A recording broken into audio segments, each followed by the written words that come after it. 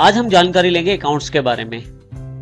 Accounts का अर्थ उस तरीके से है जिससे आप अपनी फाइनल ट्रांजैक्शन को स्टोर करके रख सकते हैं, जिसमें आप अपने बिजनेस का रिकॉर्ड संभाल के रख सकते हैं, अपनी इंफॉर्मेशन की समरी निकाल सकते हैं और बिजनेस के अकाउंट्स के आधार पे आप ये भी जानकारी प्राप्त कर सकते हैं कि आपने पूरे साल में क्या खोया क्या पाया। इस तरह से आप अपनी इंफॉर्मेशन को एनालाइज भी कर सकते हैं। तो अकाउंट्स का बहुत इंपॉर्टेंट महत्व होता है आपके बिजनेस में। अकाउंट्स में बहुत सारे पक्ष जुड़े होते हैं। किसी भी बिजनेस में जब हम डीलिंग करते हैं तो उसके साथ काफी सारे पक्ष जुड़ जाते हैं। जैसे हमारे यहाँ पे एंटरप्रेन्योर वो व्यक्ति जो बिजनेस स्टार्ट करता है, इन्वेस्टर्स वो लोग जो बिजनेस में पैसा लगाते हैं, कस्टमर्स जो लोग खरीदते और बेचते हैं हमारे साथ, इसी के साथ एम्प्लॉयज जो हमारे ऑर्गेनाइजेशन में काम करते हैं, बैंक्स, और इसके अतिरिक्त भी बहुत सारे पक्ष हमारे साथ जुड़े होते हैं। अकाउंट्स का इन पक्षों के लिए भी बहुत महत्व होता है। जैसे उदाहरण के तौर पे एंटरप्रेन्योर के यानी कि जिसने बिजनेस स्टार्ट किया उसके लिए ये जानना कि उसने बिजनेस में प्रॉफिट कमाया है या लॉस कमाया है। इसी तरह से इन्वेस्टर के लिए बहुत इंपॉर्टेंट है ये जानना कि जो पैसा उसने हमारे बिजनेस में लगाया है वो सुरक्षित है या नहीं। इसी तरह से बहुत इंपॉर्टेंट हो जाते हैं अकाउंट्स हर एक पक्ष के लिए।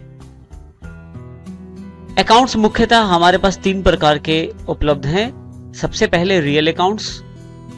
रियल अकाउंट्स का अर्थ उन अकाउंट से है जो एसेट्स के आधार पे हमारे पास होते हैं, जैसे कि बिल्डिंग, हमारी कंपनी की गुडविल, परचेज, किसी तरह की कैश, ये सब चीजें रियल अकाउंट्स में आती हैं। दूसरे तरह के अकाउंट्स जो हमारे पास उपलब्ध हैं वो है पर्सनल। पर्सनल में उन अकाउंट का लेखा जोखा रखा जाता है जो व्यक्तियों या संस्थाओं से संबंधित होते हैं, जैसे डेटर्स, क्रेडिटर्स और कस्टमर्स। डेटर्स वो व्यक्ति होते हैं जिनसे हमने पैसा लेना है, जिनको हमने माल बेचा है और उसके आधार पे हमने उनसे पैसा लेना है। क्रेडिटर्स वो व्यक्ति हैं जिनसे हमने माल खरीदा है और हमें जिनके पैसे देने हैं।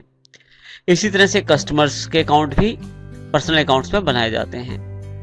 तीसरे तरह के हमारे पास जो अकाउंट्स हैं वो है नॉमिनल अकाउंट्स।